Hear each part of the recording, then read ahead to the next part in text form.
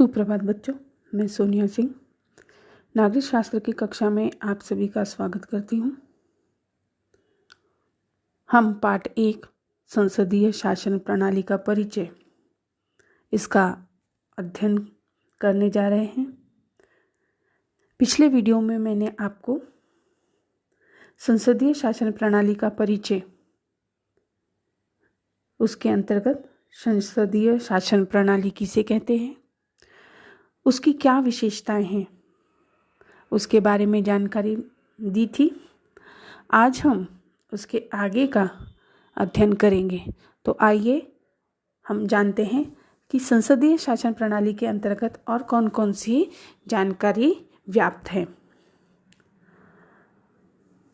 प्रधानमंत्री और मंत्रिमंडल अपने सभी कार्यों और नीतियों के लिए पुनः विधानमंडल के प्रति उत्तरदायी होते हैं।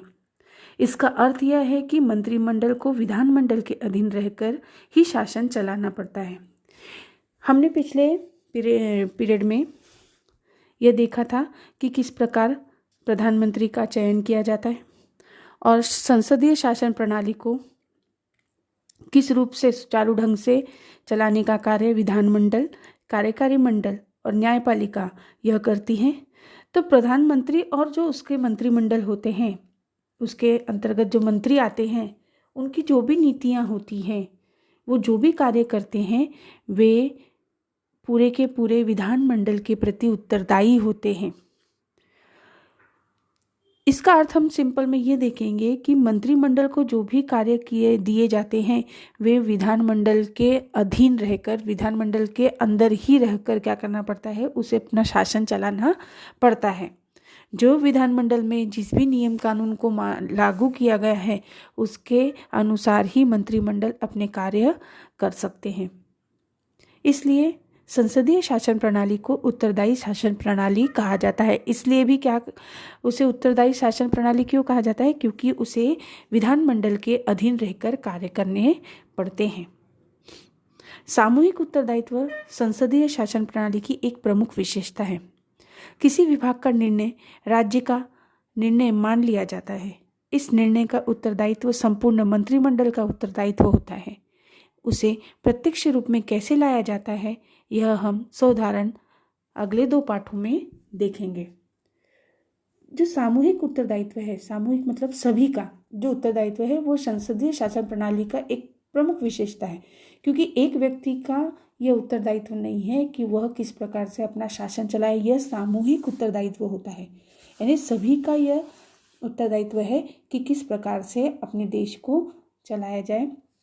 तो किसी भी एक विभाग का अगर निर्णय राज्य का निर्णय मान लिया जाता है, इसमें अगर कोई भी एक विभाग कोई निर्णय लेता है तो वह पूरे राज्य का निर्णय माना जाता है और इस निर्णय का जो उत्तरदायित्व होता है वो संपूर्ण मंत्रिमंडल का उत्तरदायित्व होता है। तो इसे किस प्रकार से हमें प्रत्यक्ष रूप से लागू करना है या कैसे, इसके बारे में जो जानकारी है वो अगले पाठों में हम देखेंगे। संसदीय शासन प्रणाली में कार्यकारी मंडल विधानमंडल के विश्वास पर टिका रहता है। आपको जैसा कि मैंने बताया था कि विधानमंडल, कार्यकारी मंडल और न्यायपालिका, इन तीनों संस्थाओं के द्वारा हमारा शासन प्रणाली चलती है। तो जो संसदीय शासन प्रणाली है, उसमें जो कार्यकारी मंडल होता है वह पूरे विधानमंडल के विश्वास पर टिका होता है कि जो विधानमंडल में कानून है, नियम है, जो बनाए जाते हैं, उसी के आधार पर कार्यकारी मंडल क्या करता है, कार्य करता है। इसका अर्थ यह है कि जब तक कार्यकारी मंडल को विधानमंडल का समर्थन प्राप्त रहता है, तब तक कार्यकारी मंडल अर्थात प्रधानमंत्री और उनका मंत्रिमंडल पद पर बना रहता है।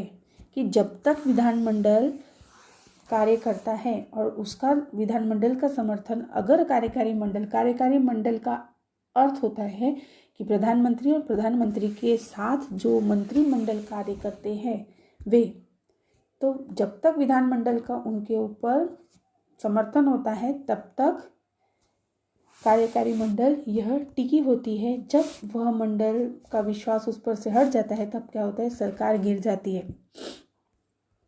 यदि विधानमंडल अथवा संसद को ऐसा लगता है कि कार्यकारी मंडल विधि के अनुसार कार्य नहीं कर रहा है, तब संसद अविश्वास प्रस्ताव लाकर कार्यकारी मंडल को सत्ता से निष्कासित कर सकती है। यदि विधानमंडल को ऐसा लगता है कि जो कार्यकारी मंडल है, प्रधानमंत्री और उनके मंत्री अच्छे से कार्य नहीं कर रहे हैं, तब क्या करते हैं, संसद में अविश्वास प्रस्ताव लाया जाता है और कार्यकारी मंडल को क्या किया जाता है, सत्ता से निष्कासित करते हैं। निष्कासित मतलब निकाल दिया जाता है। और अविश्वास प्रस्ताव नियंत्रण रखने का एक प्रभावी साधन है।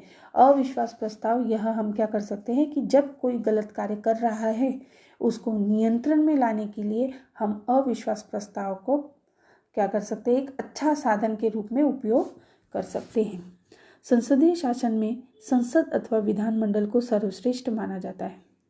आप देखेंगे जो संसदीय शासन प्रणाली है उसमें विशेष रूप से संसद और विधानमंडल यह सबसे ऊंचे माने जाते हैं, सर्वश्रेष्ठ माना जाता है, क्योंकि इनके ही अधीन रहकर सारे कार्य किए जाते हैं। लोगों द्वारा चुने गए प्रतिनिधि संसद में आम जनता की अपेक्षाओं को रखते हैं। लोगों के हितों के लिए क्या करना चाहिए यह संसद द्वारा ही निर्धारित किए जाते हैं। संसद लोगों के प्रतिनिधियों का सदन होने के कारण और जनता के सर्वश्रेष्ठ अधिकार को व्यक्त करने के कारण संसद का स्थान श्रेष्ठ है। संसद को श्रेष्ठ क्यों कहा जाता है? क्योंकि जो संसद में जो लोक प्रतिनिधि होते हैं, आम जनता के जो प्रतिनिधि होते हैं, उनकी आम जनता की क्या अपेक्षाएं हैं, क्या इच्छाएं हैं, वह क्या करते हैं, संसद में सबके सामने रखते हैं। और इसीलिए जनता को सर्वश्रेष्ठ अधिकार व्यक्त करने के लिए क्या है, जो संसद है उसको श्रेष्ठ मानते हैं। अतः इस शासन प्रणाली को संसदीय शासन प्रणाली कहते हैं। अब देखते हैं कि भारत ने संसदीय शासन प्रणाली को क्यों स्वीकार किया। तो भारत ने संसदीय शासन प्रणाली को स्वीकार किया है और उसके कुछ कारण भी हैं। ब्रिटिशों के शासनकाल में भारत में संसदीय संस्थाओं की निर्मित हुई थी। ब्रिटिशों ने इस प्रणाली के माध्यम से शासन चलाना शुरू किया था। संसदीय शासन प्रणाली भारत के स्वतंत्रता संग्राम की एक अभिव्यक्ति है। फलतः इस प्रणाली को भारतीय को परिचय हुआ था। संविधान सभा में इस प्रणाली पर बड़ी चर्चा भी हुई थी। संविधानकर्ताओं ने इस प्रणाली में भारतीय परिस्थिति के अनुकूल ऐसे परिवर्तन किए। तो भारत में संसदीय प्रणाली को स्वीकार करने का मुख्य कारण था कि ब्रिटिशों के काल में यानी अंग्रेजों के काल में यह शासन जो पद्धति थी, निर्मित उसकी हुई थी उस समय संसदीय संस्थाओं की, मतलब कि विधानमंडल, आपके कार्यकारी मंडल और न्यायपालिका, इसकी निर्मित हुई थी। और ब्रिटिश लोग इसी प्रणाली के माध्यम से क्या करते थे, प्रशासन चलाते थे। और इसलिए संसदीय शासन प्रणाली का जो स्वतंत्रता संग्राम में उसकी एक अच्छी छाप छोड़ती है। और फलतः यह प्रणाली भारतीयों को परिचय थी, यानी उन्हें मालूम था कि इसमें किस किस प्रकार से कार्य किया जाता है। तो इसलिए उन्होंने क्या किया, इस संसदीय शासन प्रणाली को स्वीकार किया। और संविधानकर्ताओं ने, जो संविधान जिन्होंने बनाए हैं, उन्होंने इस प्रणाली में भारतीय परिस्थिति के अनुसार कुछ अलग अलग परिवर्तन किए। जो ब्रिटिशों का जो शासन था, जिस प्रकार के उनके कानून थे, नियम थे, उन्हें न रखकर उसके थोड़े कानून लिए गए। और जो संविधान जिन्होंने लिखा उसमें जितनी भी कमेटी थी, उन्होंने उसमें बहुत सारे परिवर्तन किए। और परिवर्तन करने के बाद में संसदीय शासन प्रणाली भारत में लागू की गई। संसदीय शासन प्रणाली में चर्चा, परिचर्चाओं को बड़ा अवसर रहता है। संसद में सार्वजनिक हितों के प्रश्नों पर चर्चा होती है। इस चर्चा में विरोधी दलों के सदस्य भी सहभागी होते हैं। सही मुद्दों पर शासन को सहयोग देना, शासन की नीतियों अथवा कानून में निहित दोष दिखाना, प्रश्नों को अध्ययनपूर्ण तरीके से प्रस्तुत करना आदि कार्य विरोधी दल कर सकते हैं। इससे संसद को अधिक निर्दोष और सक्षम कानून बनाना संभव होता है। अब संसदीय शासन प्रणाली की कार्यवाही किस प्रकार से चलती है, तो इसमें चर्चा, परिचर्चा को बहुत अवसर मिलता है। नहीं, कोई भी कार्य या कोई भी कानून बनाते समय उसमें आपस में चर्चाएं की जाती हैं। जो पक्ष होता है, पक्ष अर्थात जिसकी सत्ता है, सरकार है, और विपक्ष अर्थात जिनकी सरकार नहीं है परंतु वह एक राजनीतिक पार्टी है। तो ऐसे में क्या किया जाता है कि जो विरोधी दल होते हैं, विरोधी दल मतलब जिनकी सरकार नहीं है, वे क्या करते हैं, उनके अपने सदस्यों को उसमें सहभागी होने देते हैं चर्चा में, और जो भी मुद्दे हैं, जो शासन, जो सत्ताधारी जो रहते हैं, जो सरकार रहती है, वह अगर प्रस्तुत करते हैं कोई भी प्रस्ताव, तो उसमें बीच में उन्हें रोकने का, उनके जो प्रस्ताव हैं उसमें दोष निकालने का कार्य कौन करता है? विपक्ष करता है। उन्हें अधिकार होता है कि उसमें अगर कोई त्रुटि है, अगर कहीं गलतियां हैं, तो वह क्या कर सकते हैं? उनको दोष बता सकते हैं कि आपके प्रस्ताव में ये गलत है। तो इस प्रकार से क्या होता है कि संसद को अधिक निर्दोष और सक्षम कानून बनाने के लिए वह संभव हो सकता है, क्योंकि अगर विपक्ष उस पर सहमत होता है और पक्ष भी सहमत होता है, तो कानून क्या होता है? वह लागू हो जाता है, पारित हो जाता है। तो इस प्रकार संसदीय शासन प्रणाली में क्या होता है कि हम अच्छे से बिना दोष का कानून को पारित कर सकते हैं। अब अध्यक्षीय शासन प्रणाली। अध्यक्षीय शासन प्रणाली यानी क्या होता है? जैसा कि मैंने आपको बताया है कि इसमें एक अध्यक्ष होता है, वही पूरा शासन चलाता है। शासन चलाने की एक अन्य प्रणाली के रूप में अध्यक्षीय शासन प्रणाली का उल्लेख कर सकते हैं। अमेरिका में ऐसी ही शासन प्रणाली है। यह प्रणाली संसदीय शासन प्रणाली से भिन्न है। जैसा कि मैंने आपको बताया था कि अध्यक्षीय शासन प्रणाली यह अमेरिका यानी यूएसए में लागू है, और वहाँ पर आप देखेंगे प्रधानमंत्री नहीं होते, वहाँ पर प्रेसिडेंट होता है, यानी कि राष्ट्रपति होता है, और वही सारे देखरेख करता है। परंतु जो अध्यक्षीय शासन प्रणाली है वह संसदीय शासन प्रणाली से अलग होती है। विधानमंडल से कार्यकारी मंडल निर्लिप्त रहता है, और जिसमें कार्यकारी प्रमुख राष्ट्राध्यक्ष सीधे जनता द्वारा चुना जाता है। हमारे इधर कैसा होता है भारत में कि चुनाव होते हैं, चुनाव में नेता चुने जाते हैं, और उनके आधार पर क्या होता है कि नेता जो चुने हुए होते हैं वो हमारा प्रधानमंत्री चुनते हैं। परंतु यहाँ पर सीधे सीधे कार्यकारी प्रमुख यानी राष्ट्राध्यक्ष सीधा जनता उन्हें चुनती है। इसलिए इस प्रणाली को ही अध्यक्षीय शासन प्रणाली कहा जाता है। इसमें बीच में हमें नेता चुनने की जरूरत नहीं रहती है, डायरेक्ट वो जनता क्या करती है? अपना अध्यक्ष चुनती है।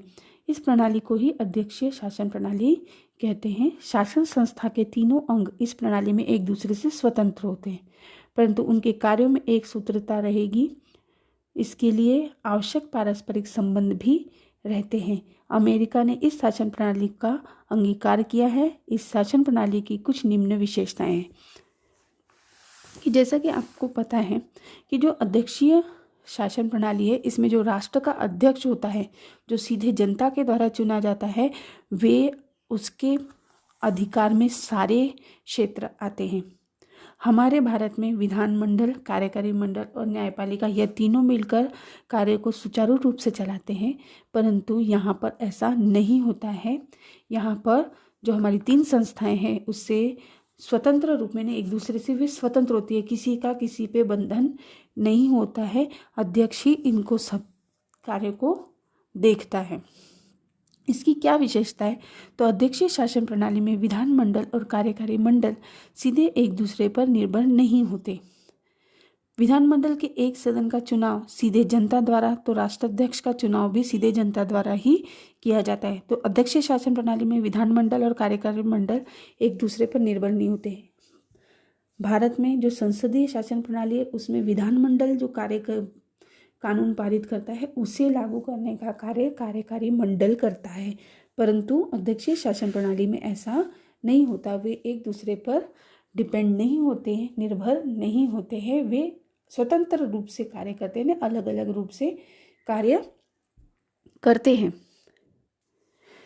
विधानमंडल का जो एक सदन का जो चुनाव वो भी जनता के द्वारा होता है, और जो राष्ट्र का अध्यक्ष का चुनाव होता है वह भी क्या करते हैं? जनता के द्वारा ही किया जाता है। राष्ट्राध्यक्ष कार्यकारी प्रमुख होते हैं और उन्हें कानून का कार्यान्वयन करने के साथ साथ अन्य अधिकार भी प्राप्त होते हैं। जो राष्ट्र का अध्यक्ष बनता है, उस देश का अध्यक्ष बनता है, उसे सारे कार्य करने का अधिकार होता है, कानून बनाने का भी अधिकार उसे ही होता है।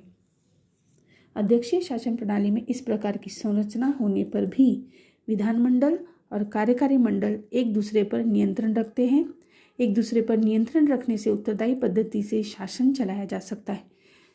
अध्यक्षीय प्रणाली होने के बाद भी इस प्रकार की संरचना में जो विधानमंडल और जो कार्यकारी मंडल होते हैं वह एक दूसरे पर नियंत्रण रखते हैं, कंट्रोल रखने का कार्य वे करते हैं। वे आपस में देखते हैं कि कौन सा कार्य किस प्रकार से सुचारू रूप से चल रहा है। तो नियंत्रण एक दूसरे पर रखने का कार्य यह विधानमंडल और कार्यकारी मंडल करते हैं। और एक दूसरे पर अगर वह नियंत्रण रखते हैं तो उनके ऊपर एक उत्तरदायित्व हो जाता है कि इस पद्धति से इन्हें किस प्रकार से शासन चलाना है। संसदीय और अध्यक्षीय शासन प्रणाली के अतिरिक्त अन्य कुछ शासन प्रणालियां जैसे फ्रांस, स्विट्जरलैंड, जर्मनी आदि देशों में हैं। विभिन्न देश अपनी परिस्थिति के अनुकूल ऐसी शासन प्रणालियों का अवलंबन करते हुए दिखाई देते हैं। अलग अलग देशों में, जैसा कि मैंने शुरू में ही बताया था आपको, कि अलग अलग देशों में अलग अलग प्रकार की सरकारें चलाई जाती हैं, अलग अलग शासन प्रणालियां होती हैं। तो जैसे कि फ्रांस, स्विट्जरलैंड, जर्मनी आदि देशों में अलग शासन प्रणाली है और भारत में अलग शासन प्रणाली है, अमेरिका में अलग शासन प्रणाली है। ऐसे अलग अलग परिस्थिति के अनुसार वह क्या करते हैं, अपने देश में शासन प्रणालियों को लागू करते हैं। तो अगले पार्ट में हम भारतीय संसद की संरचना और उसकी कार्यप्रणाली की क्या भूमिका होती है उसके बारे में अध्ययन करेंगे। यह पाठ यहाँ पर समाप्त होता है।